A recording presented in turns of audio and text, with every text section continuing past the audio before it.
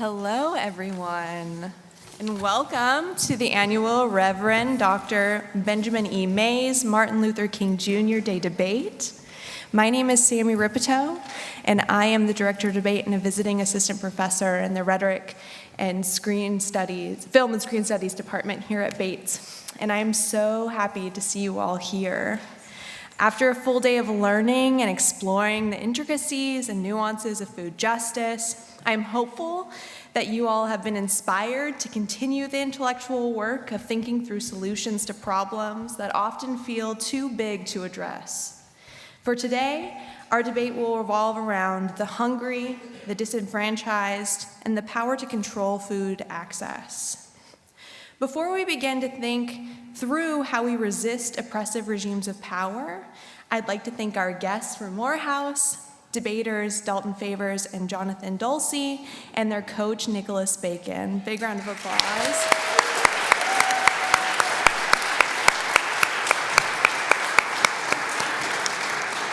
It is no small thing to make it to cold Lewiston, Maine from Atlanta, Georgia in this amazing weather and do us the honor of debating with us.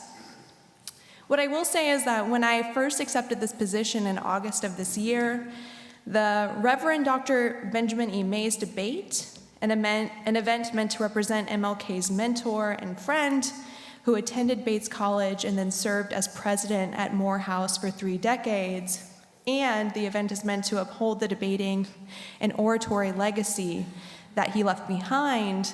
This debate was emphasized as one of the most important tasks I would perform for the Bates community in my new position. And now, having worked to put together this event, it's not hard to see why. What the Bates and Morehouse debate represents is a commitment to the ideals and dedicational follow-through of Dr. Mays to explore, assess, and defend good ideas through the processes of deliberation and debate. That being willing to engage with those that have different viewpoints than ourselves is one of the most powerful tools we have in defending the practices of democracy and the rights of everyone.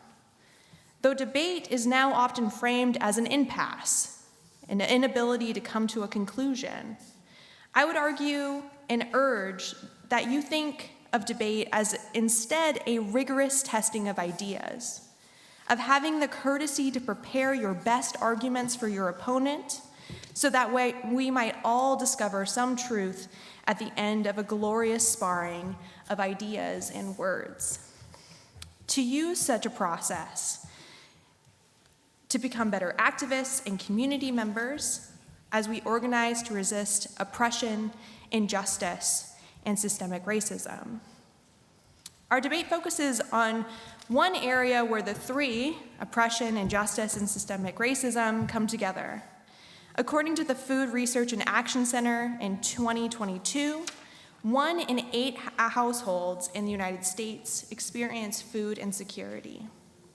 This number is overly represented by Black and Latinx households, who represent 43% of those households. And though there are many factors that make that statistic possible, including poverty, lack of health and nutrient food access, one element that exacerbates the problem is that there is no protected right in the United States to grow one's own food. So, in the face of starvation, of the inability to attain the most basic needs to make ours and those in our communities' bodies and minds functions, of city, state, and federal ordinances that create, maintain, and perpetuate food apartheid or the systemic segregation of food access along race and class lines, how do we resist? How do we obtain food justice for ourselves and our communities? These large questions bring us to the resolution being debated today. This House believes that illegal community farms are a just response to food deserts.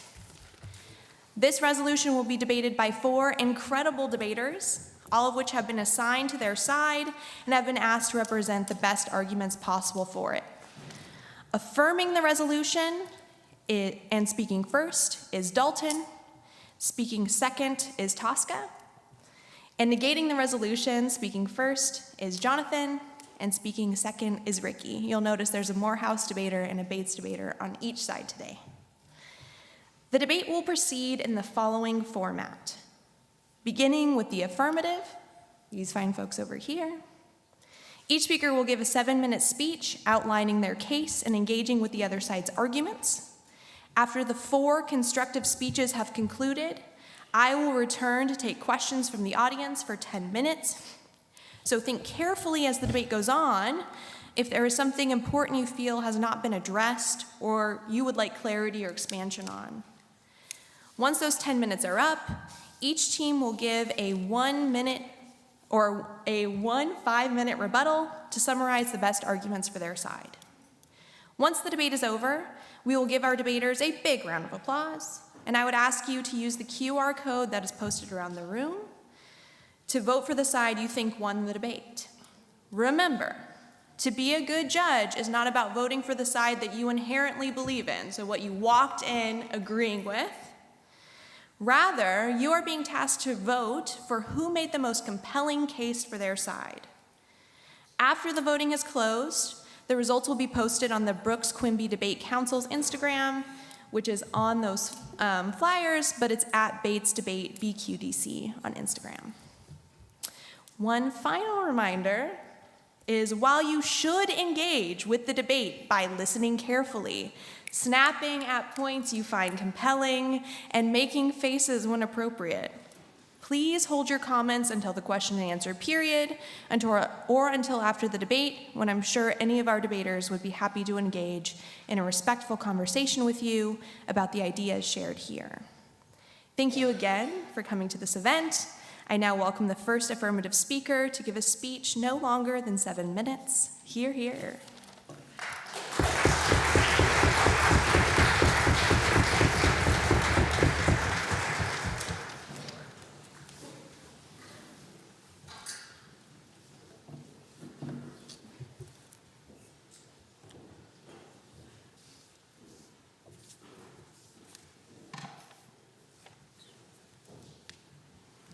Big crowd, everyone. I'm a little nervous.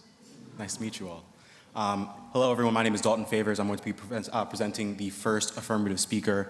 I'm a student from Morehouse College, and before we start, I'd like to thank both my partner and my partner from Morehouse, of course, the coaches of both teams and Bates for extending us this wonderful opportunity to engage in an educational discussion. I'm going to begin my 7 minutes now. True peace is not merely the absence of tension, it is the presence of justice. And that is Martin Luther King. The debate that we are having today is that on food apartheid, food insecurity that many people face today. Let's start with the facts before we talk about what the debate that we're having today is truly about. Today in the United States, 54 million people live in food insecure areas, and 23.5 million live in explicit food deserts. That means that 1 in 6 people in this country are struggling to find their next meal. This is a massive injustice that so many people face every day, and today's debate is about how we can center them and their needs. What we believe on the affirmative side of today's case is the model of community farms, a form of mutual aid that puts production back in the hands of civilians by allowing the community to access land to grow fresh produce. This land is tilled as a communal service, which is volunteer-based with the aim of providing people with fresh produce, either for free or by selling their produce for distribution. Now, this is not a pie-in-the-sky model. This is something that we see all over the country. It's Spiral Gardens in Berkeley, California, the Urban Growers Collective in Chicago, Gangsters to Growers in Atlanta, among many others. And while these are what community farms look like in the status quo, we should also note, for the purpose of today's debate, this is the type of illegality that we may see maybe due to zoning legislation or improper lack of what is going to be sold, as well as use of pesticides. For this, we believe that these communal farms, even if they are illegal, are just for 3 reasons. The first being to put an end to explicit food apartheid that happen all over this country. The second being to galvanize community organizing in this country. And the third being to foster community revitalization. Starting with the first, what are the harms that we see every day? We see that food apartheid produces diverging outcomes on the same axes of inequality that we see all too often across this country. Moreland et al. From 2002 finds that not only do black neighborhoods receive 1/4 of the supermarkets that white communities do, we also see that poor communities have 3 times the establishments that serve alcohol. This information cannot be surprising to us because we see that there is a precarity to access to adequate, healthy food, which means that people have to resort often to cheap, unhealthy food, which may be high in sodium, fats, and salts. We see the health impacts of this are of the inability to access healthy foods, mean that low-income populations often suffer from higher rates of diabetes, as well as obesity and heart disease, which Gallagher 2006 finds. What all this means is that that cardiovascular diseases, which are often caused by this, by having to resort to unhealthy foods, kill 2 million people each year. What that means is that our poorest and most manipulated population in this country are the people that are dying the most because they cannot access healthy foods. What can we do about this? We believe that food deserts are one in a resource of many different options. However, when these options are illegal, we believe that the benefits vastly outweigh whatever harms could be possible. We see that this will decrease the cost of food. By having a volunteer-based service, this decreases the cost of labor, which means that you can sell these produce back to the community or distribute them for free and provide a vital resource to people that truly need it. We also see that, that this will, by having this healthy food, means that people will be able to use this food and not have to resort to unhealthy food and therefore feel the brunt of the adverse health effects that is found in the status quo in food deserts. With that being said, we should also move on to the second reason, the fact that we will see galvanizing from community organizations. We see that America is currently having a recreational crisis. We are lacking vital community centers that bring people together. And we see that community centers and these community farms can be a vital resource in order to revitalize our communities. The American Enterprise Institute finds that Americans who live in closer proximity to community centers such as parks and libraries, they feel closer to each other, right? They also feel that they will be more likely to help each other in their community. However, we should note, when you live in a food desert, which also is usually in an area where you, that does not have the tax revenue and the resources to build these communities and to build these community centers, you will not have access to those vital resources. As a result, we see that community farms will be able to, even if illegal, will be able to provide a Band-Aid solution, one that is vitally necessary to provide community organizing. Kingsley and Townsend, 2006, finds that urban farms increase social support as well as social connection to other people in the community. We can also, however, note the fact that community organizing is a mutual aid action, one that we must look to the historical lineage of the Black Panther Party in spearheading. We see that the Black Panthers had organizations such as free grocery giveaways, as well as free breakfast, which allowed people to have access to the meals that they so desperately needed. Community farms not only will provide people the access to community that they want and need, which will revitalize their communities, it will also provide people access to having healthy food.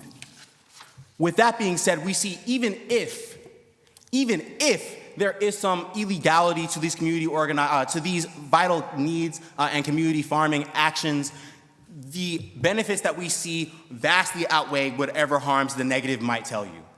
The negative wants to say that the use of pesticides is worth people starving. What the affirmative tells you is that is absolutely not the case, and for that reason, we must support the use of community gardens and farms in people's communities. Thank you very much.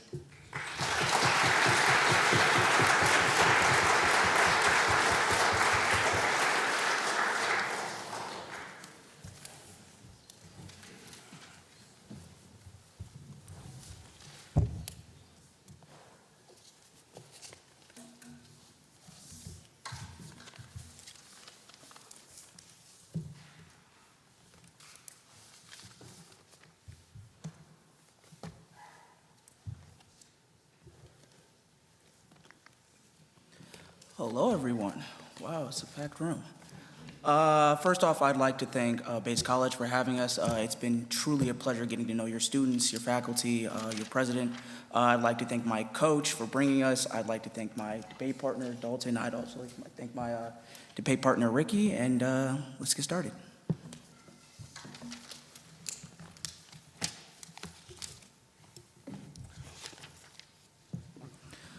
I find myself agreeing with the harms that my brother Dalton has brought up to this stage today, but I do not believe your grandmother's garden is going to solve them.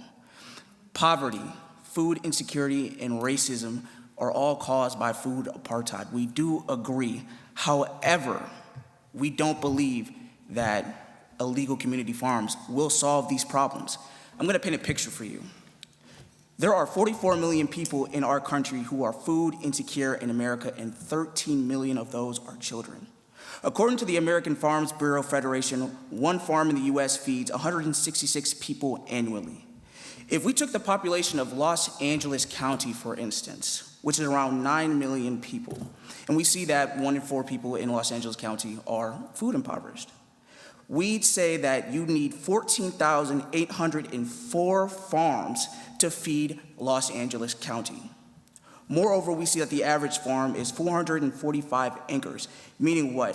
Meaning that if we took those 14,804 farms, we would need over 7 million acres of land in order to feed these people.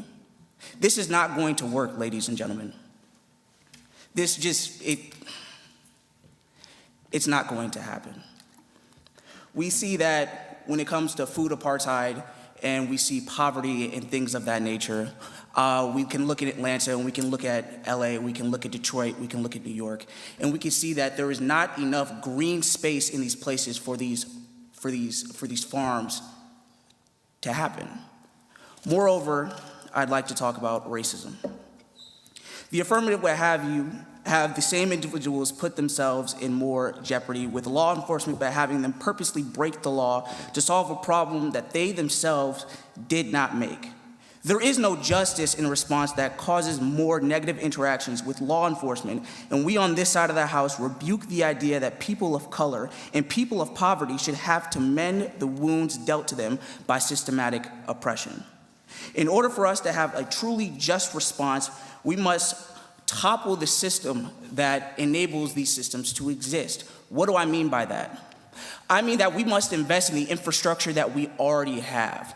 We can see places in New York that have food trucking systems already here that ship millions and millions of pounds worth of food to food impoverished neighborhoods, such as the neighborhoods of Atlanta, such as the neighborhoods of New York, such as Detroit that I was just referring to.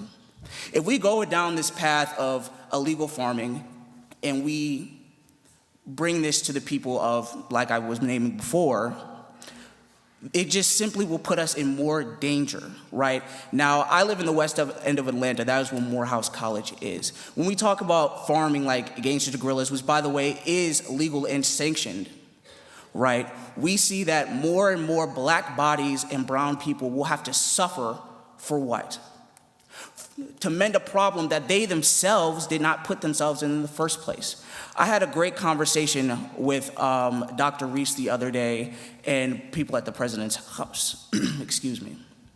We talked about food apartheid and we talked about maybe some solutions to this problem. And we see that this has been going on since around the 60s.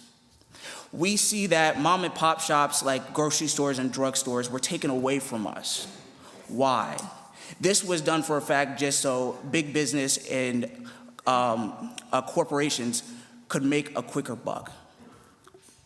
We believe that, again, if we bring more resources back to where they should be, back to the communities in better ways that are not illegal by putting money and putting nonprofit organizations such as Greenpeace and things of that nature, in order so that we can feed ourselves and feed the communities that need it most, this will better us. Now, I apologize, give me 1 second. We see that BIPOC people at the same time, like I said, are the most policed people in America. And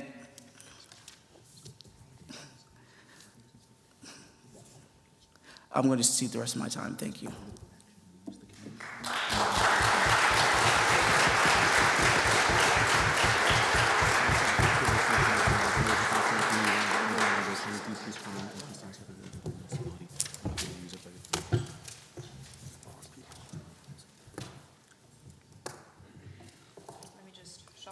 papers.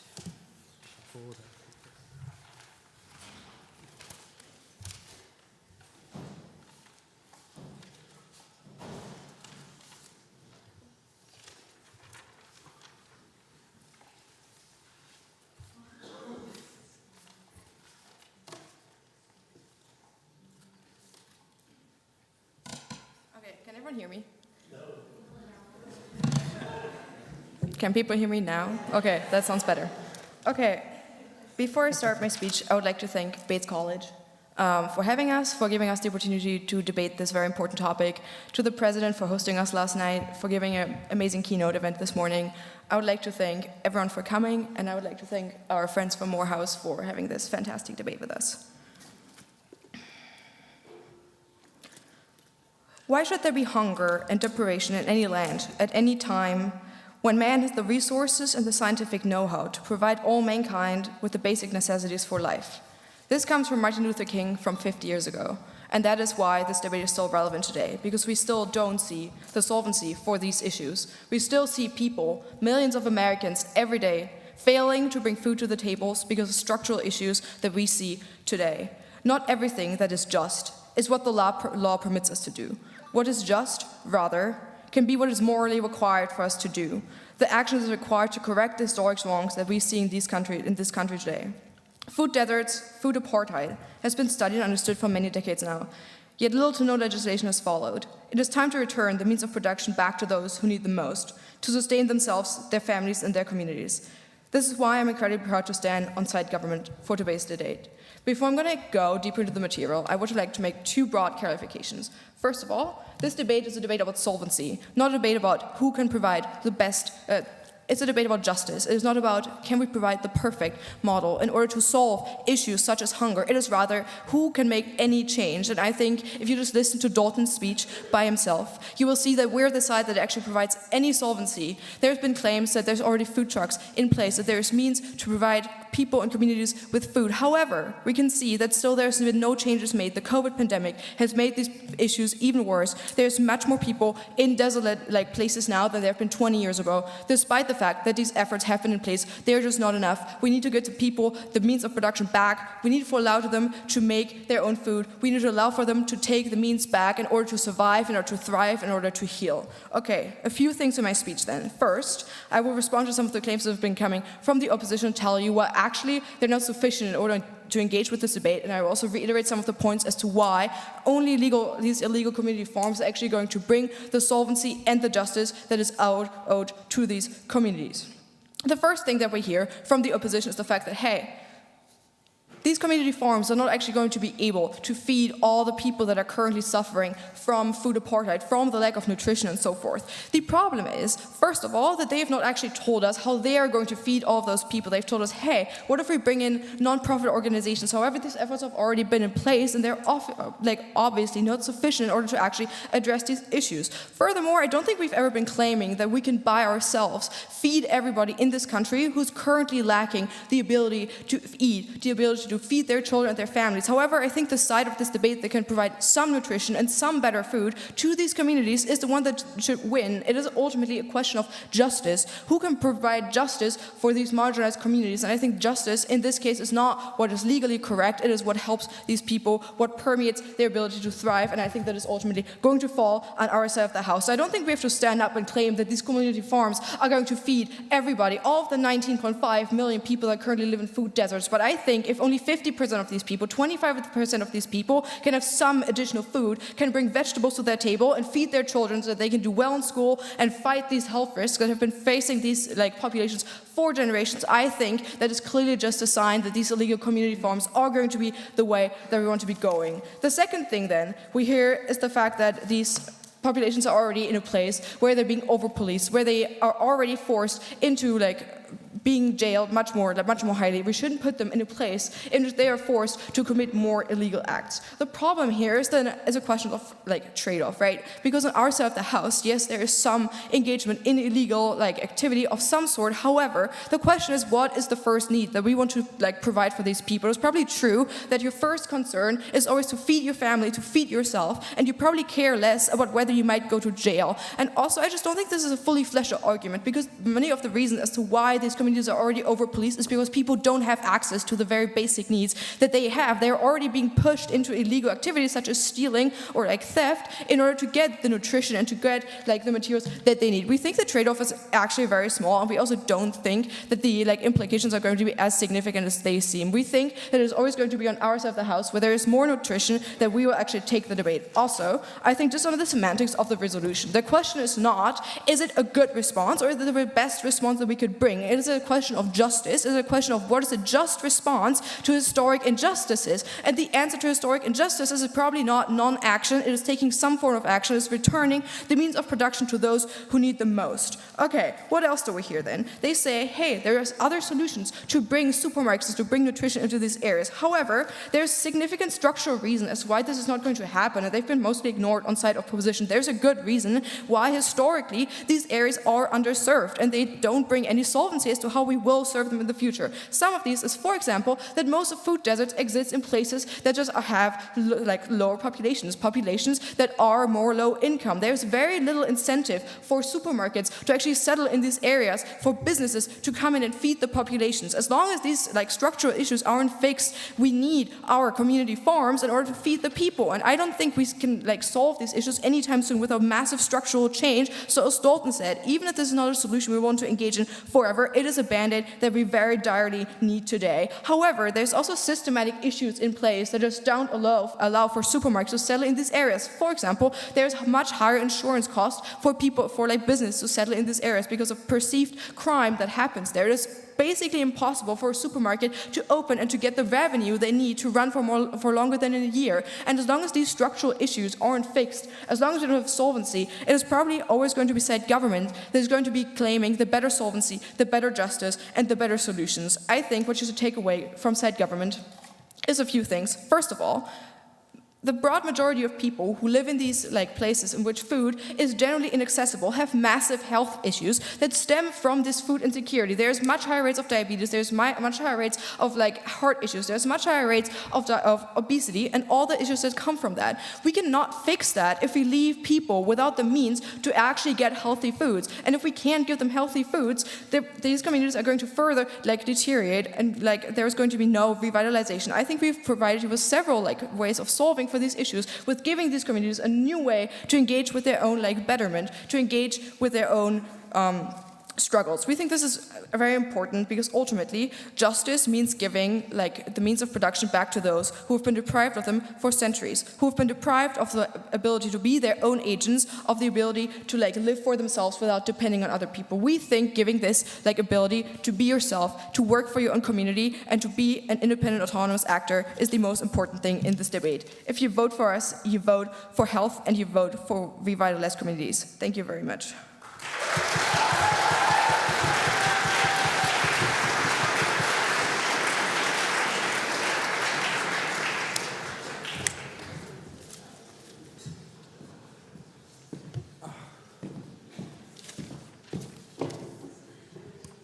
Hi, hello. Before I start, thank you Morehouse for being here. Thanks to all the audience. And I'm a senior. Thanks to Bates for sending me to 82 debating tournaments in the past 4 years. I'm infinitely grateful for how I spent my college years here. Jonathan and I will win this debate by agreeing with most of the things you just heard. Is it better to have farms in order to solve for hunger? Yes. Is that the debate?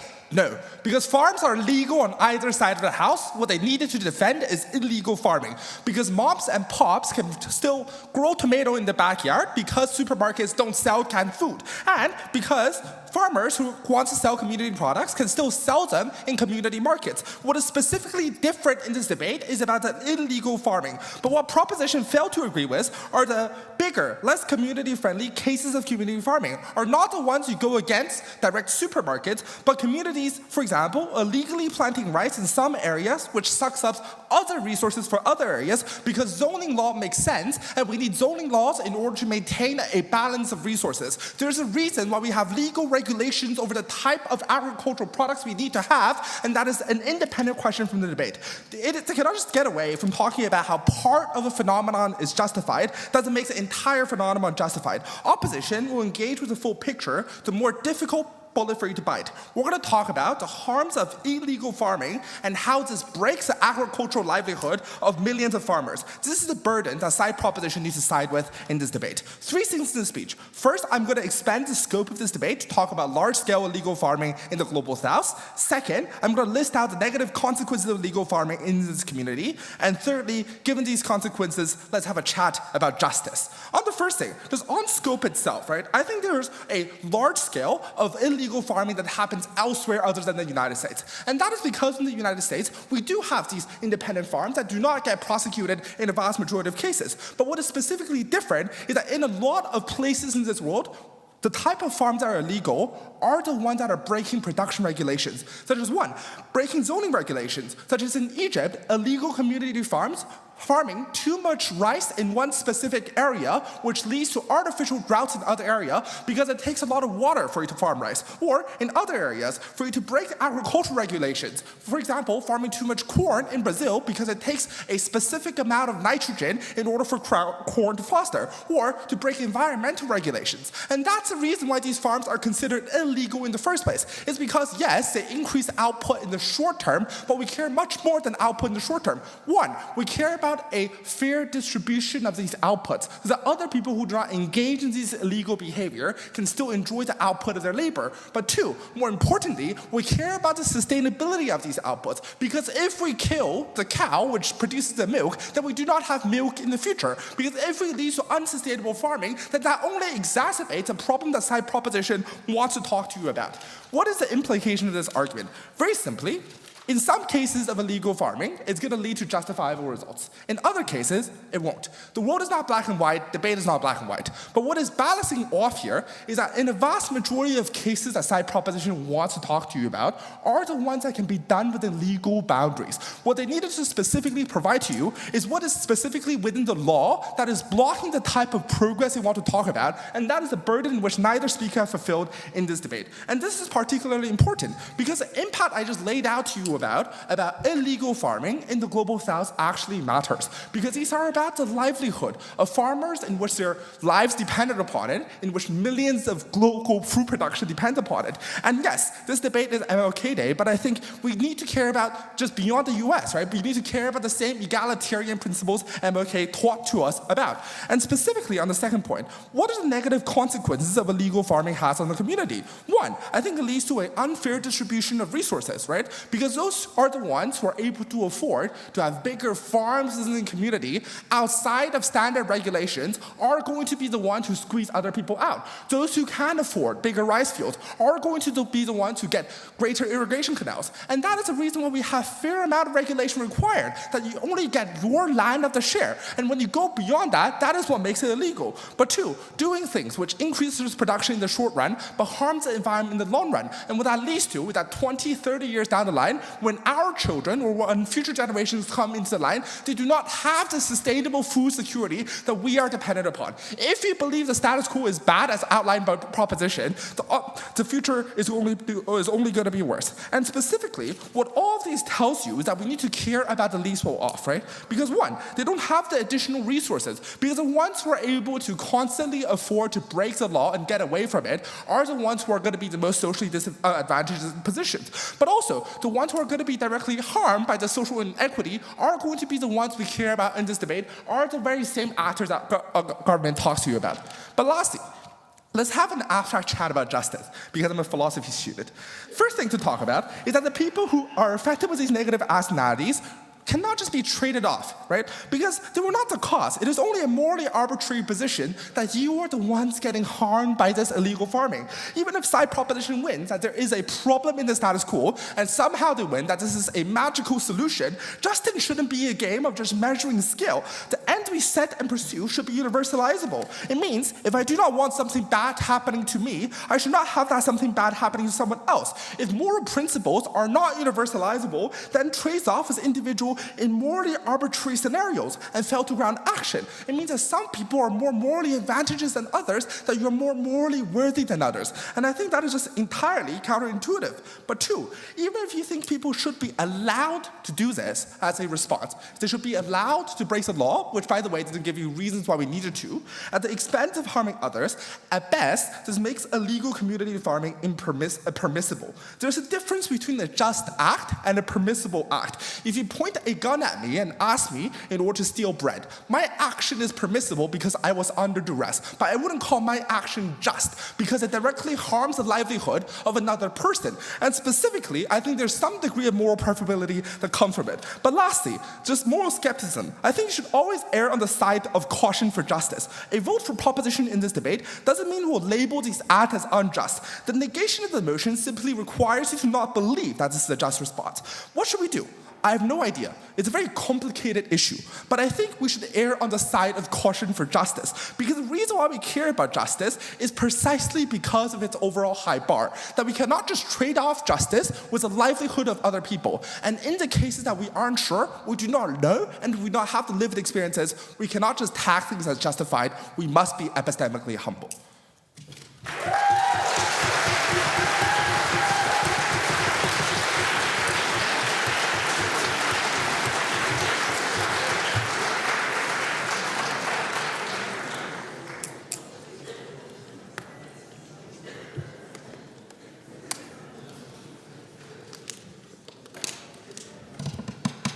All right. Well, while we're waiting I'm putting on a timer for 10 minutes. Please collect your thoughts. Think about what kinds of questions you want to ask our debaters. And then we have our lovely microphone holders, Trinity and Ari, who are ready to come to you after I acknowledge you. Okay, so who has questions? Please raise your hand high. I'm right here, right in the middle.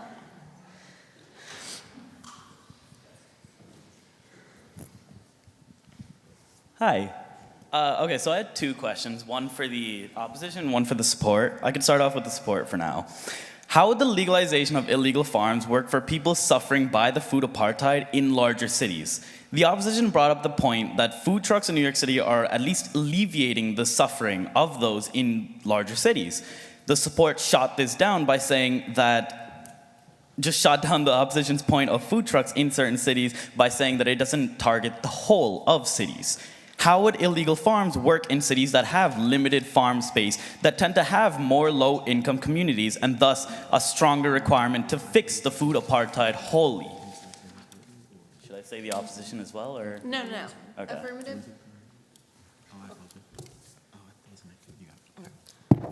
Okay, I think it's very important to understand that we're not actually against things like food trucks. We just don't think that in the last decades we didn't see that these are sufficient responses in order to actually target these issues, right? We still see a food apartheid, we still see food deserts in these areas where food truck exists. And what we say is that we need to supplement these models with other things, where the community can take the power back by themselves, grow their own foods. And we acknowledge this is probably not going to be working 100%. We told you that we don't think it's feasible for us to feed everyone, but we think if we can feed some more people, that is always going to be a good response to these food deserts in order to supplement these already existing programs that are obviously not sufficient. Awesome, thank you so much. And for the opposition, I had a different question. Without a doubt, the stigmatization of foods labeled as organic versus processed foods, or even foods that aren't labeled as organic, are price gouged and thus made inaccessible to certain consumers.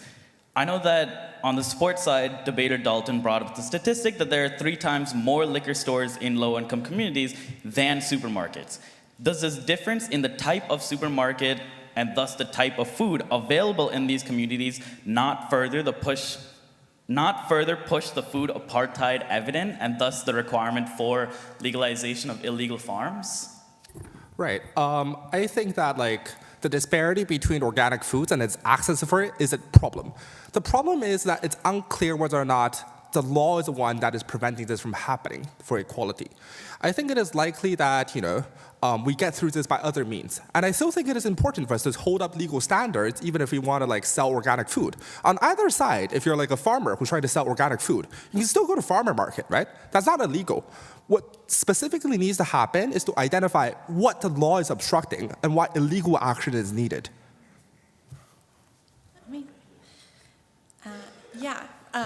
Alicia right in the front. Hi, my name is Alicia. I have a question for both sides of the debate. So if there are food trucks on side opposition and community gardens inside government, wouldn't this at best case be a wash? And if not, how are each of these accomplishing their mission of providing better food access on each side? Sure. So we see with illegal food gardens, right, in my opinion, that I stated it before in the debate, that there's just a huge scaling issue with them, that there's no way in the world that these food gardens can feed everybody that needs to be fed. And a side affirmative says even if we feed 25% of the people, it's still a go. I say on this side of the house that we have food trucks that can go cross-continental, that can go across the entire country and feed the people. So we say that, with refrigeration, we can do things like meat, we can do things like different types of foods that need refrigeration, and also, things of that nature can travel across the country and get to those people. And we see that, it can also come to people in rural areas that are food impoverished, urban areas that are food impoverished, and things of that nature. On their side of the house, again, they're just saying if we grow a garden, multiple gardens, we'll be able to feed the people. We say on this side of the house that the trucks and things of that nature, if we give more money to systems like that is a better model than theirs. We say on the side of the house that autonomy is absolutely vital to the discussion that we're having today. Not only are we having discussions about, what the negative would say is that we should allow for food trucks sponsored by NGOs to come to communities. However, what we're saying on the affirmative side of the house is that sure, those are great to have. However, clearly they're not solving the issue well enough. And when we have two issues that do not solve the issue well enough, what we need to look at is what the benefits are. We say very clearly the benefits to having communal gardens are that we are seeing ready access to having fresh access to food, as well as community mobilization, which we think can also be used for political aims. Absolutely, it is the case that having something that is from the community, by the community, and for the community is much more helpful than outside people coming in that you may not trust in the first place. Dr. Nero down here in the front.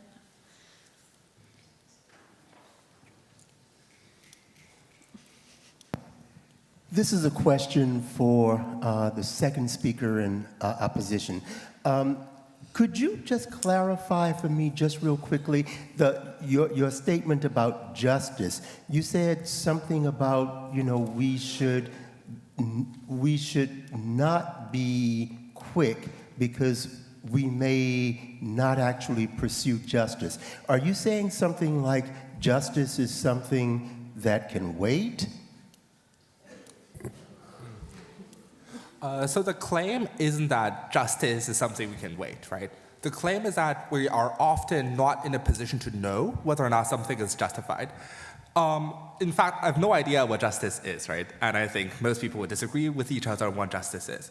And on a very complicated issue like this, in which there are good reasons why some illegal farms help the community, there are also really good reasons about why some illegal farms create droughts, because people aren't following their moral consciousness.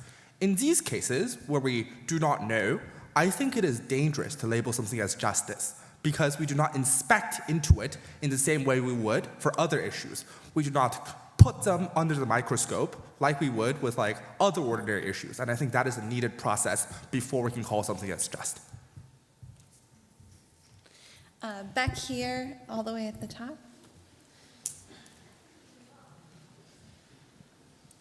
Okay, so for the government side, you might be going to do this in your other 5 minutes, but I would love if you guys could clarify your definition of justice, because the idea of something being permissible versus just was very compelling to me, and I was curious what your response to that would be, given that there are parts of your proposition that, very easily could not be construed as just, given that they might cause harm. So throughout our case, and I apologize for not getting to this before, but we use retributive justice as key to our model. When you have aggression against you, when you have systemic harms against you, you must do what is necessary in order to, keep living. So we find that very important to our case, and retributive justice is a form of justice that is very legitimate when you are facing systemic and existential harms. Can I ask one for the opposition really quickly? Okay. I think my name is Lee, by the way. I think the thing that has sort of stuck with me most is the fact that obviously you're arguing for these potential alternatives, but right now none of those alternatives are specifically available and being pursued. And so I was wondering if you could just speak to the idea that why is this not just if it is the only option, because you don't know that those other options are going to be pursued. I don't know if that makes sense. It's okay if it doesn't.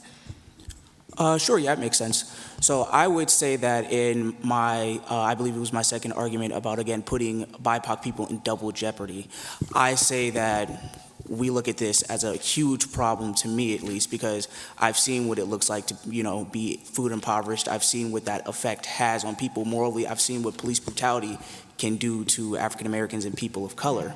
And putting somebody in double jeopardy in that situation is not justice at all. The second speaker says that we're willing to deal with trade-offs. I don't believe in that at all. I don't believe that this is a valid trade-off at all, especially when we have mechanisms in the status quo right now that if we put money into, that could solve this problem already. We don't need to be putting people of color in double jeopardy and having them risk their lives to fix a problem that they themselves did not make and that was done unto them. Great. Thank you guys so much.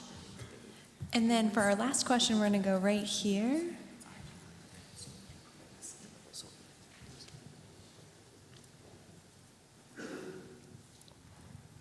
Thank you.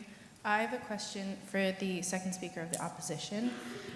You spoke and distinguished between the illegal farms that we're discussing in the United States of America, and then you distinguished between those farms and illegal farms internationally. And when you spoke about farms internationally, you specifically spoke about causing droughts and the use of illegal farming by potentially more privileged people or people in a position of power to escape legal consequences and that irresponsibility. But then later in your talk about justice, you discussed how the illegal farms in the US may incur harm upon the people doing the farming that it's supposed to help. And I was wondering if you could clarify the claim of whether or not illegal farms are supposed to be more harmful to the people they're supposed to restore through justice, or people that are already in power, marginalizing these communities. So I think there are illegal farms that does good and illegal harm that does, bad things, right? And the debate answer is, I think it does more harm.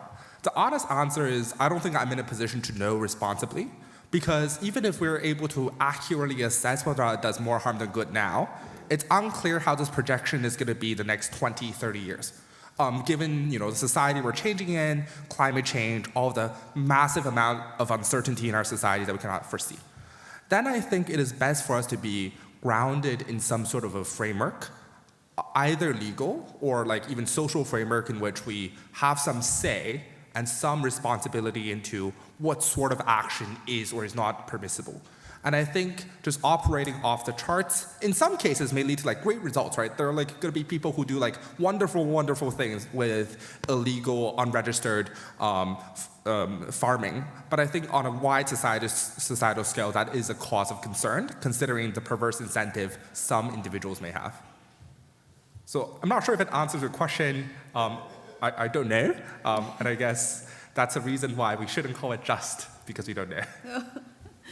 All right, thank you so much for those fabulous questions. So now I invite the affirmative team to give a rebuttal speech for no longer than 5 minutes.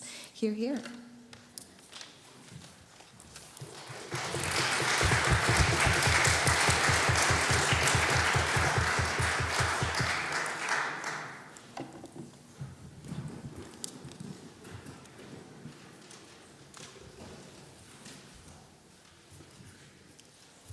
Many thanks, everyone, once again. As it is my last time to speak once again, I know you've heard many thank yous, but we just want to share those thank yous because we are truly appreciative of the opportunity we've been provided. I'm going to be starting my time now. In a system of injustice, you must find your own justice.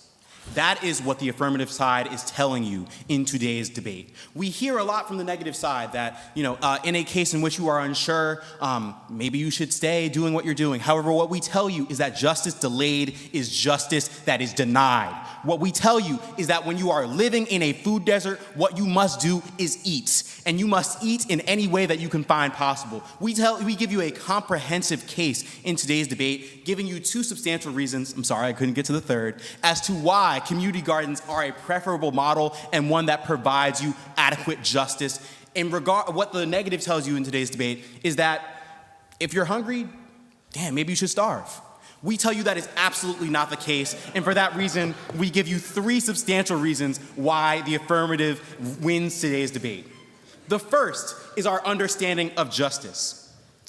Once again, we give you substantial benefits. We tell you that in the case in which there are food deserts, and we say this is probably not just in the United States, but also elsewhere as well, we say that there are substantial benefits being the access to healthy food and the decreasing of the systemic existential harms that we face in the status quo. However, and we also tell you that community farms give you access to autonomy. They give you access to community organizing. They give you access to community vitalization. What the negative wants to tell you is that these benefits are not tangible. However, what the affirmative side provides you is tangible research. We cite our sources. We see nothing of that sort on the negative side of the house. We should also talk about the discussion of permissibility. We say in the question and answer that the type of justice that we use is retributive justice. When you face a harm, you have to do whatever is necessary to have that harm go away, to have that be solved. That is what you are being provided in the affirmative side of today's case. What the negative tells you is that you should wait for others to do something for you. We tell you that when you have harms here and now, you can do something here and now. Finally, we talk about, in today's argument, the idea of universality. I think that this comes out in the last part of today's debate because there is nothing substantial to really hold to it. We see some choice examples, cases in just two examples, nothing provided by substantial research. We see no discussion of harms on the negative side of today's debate. However, once again, what we tell you on the affirmative side of today's debate is that when you do not have justice, you must take your own. And what the negative tells you is that kind of these abstract examples that are not truly community gardens because they are not redistributing that produce back to the community. So for those reasons, we see that the affirmative is actually topical in today's debate, and we are providing you substantial reasons. The negative is sadly not doing that. Finally, our second point here is that justice denied is justice delayed is justice denied. I see my coach laughing there. Anyways, what we say once again is that when you face a harm, you must solve that harm, and that is truly what you see on the affirmative side of today's debate. And we are actually upholding the topic. We are actually providing you justice. We do not see that on the negative side of today's debate. Finally, we must talk about autonomy, something that really came forward in today's debate. When we are having a discussion of what justice looks like, we have to actually ask the question about who our stakeholders are. And our stakeholders today are the people that we noted, the 1/6 of the American population that does not have ready access and easy access to healthy foods. What we tell you in today's debate is that for that 1/6 of the American population, they can do something. If they already have access to community gardens, they should continue to use them. It is just to continue to use them. They should not be shut down when they are providing a actual, tangible benefit. What the negative side of today's debate tells you is that if you already have a community garden, one that provides you actual benefits and provides the community a help and a resource, that should be shut down.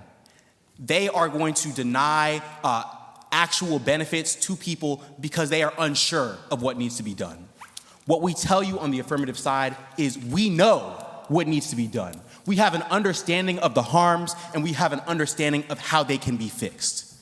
And with that, we must affirm today's resolution. I thank you for your time.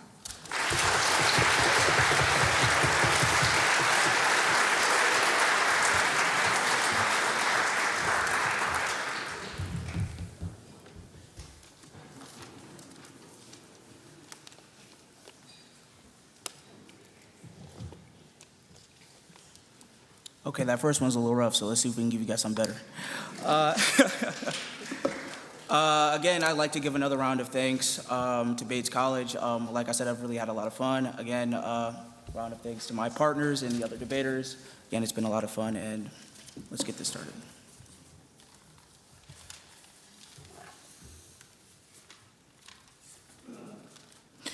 If you notice something, my brother Dalton talked about the examples he said and how these examples work. And they're right, they do work. Like, for instance, Gangsta Grills that is in Atlanta. It does work. And the reason it works is because it's a legal farm and it's a legal garden in Atlanta. There are no examples of illegal farming that my brother has given that actually work. Moreover, I'd like to say that there is no justice in incarceration and there is no justice in inaction. Let's talk about inaction. First off, I've given you a lot of statistics that show that the size of these farms that he's talking about just is not feasible to feed all the people. We even have Tosca over here that states that, well, you know, if we can't feed everybody, then we'll aim for a short 25%. Why should we aim for 25% when we have mechanisms in the status quo right now, if we give money and we revamp them, that can get us to 100%? If we revamp things like WIC, if we revamp things like food stamps, if we revamp things like nonprofit organizations and trucking organizations that I was talking about and give money to those, and these can come from grassroots organizations in communities, why not do that in the legal bounds of the world and not have people suffer from illegal actions?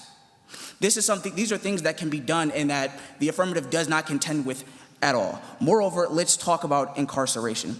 I've seen what this looks like. I've seen like I said, I've seen what a food apartheid looks like. I've seen what poverty can look like, and I've seen what police brutality can look like. Why would we put Black people and BIPOC people in double jeopardy and have them harm themselves to fix a problem they themselves did not create? It makes zero sense. There is no justice in that. Moreover, my brother Dalton wants to talk about autonomy and how doing these things and revamping the community through community gardens will give the people more autonomy. I say there is no autonomy if you are locked up in a jail cell. There is no autonomy if, again, you're sitting here with police officers kneeling on your neck because you wanted to feed yourself. There is no autonomy in that at all. The affirmative wants you to believe that planting a garden in your backyard and having everyone come over to your house to cook will feed your people and will solve a problem. We on this side of the house say that that's simply not true and that there are no examples as that he has given you that will prove that fact. We on this side of the house say that we need to revamp what we have in the legal bounds in order to solve the problem. Thank you.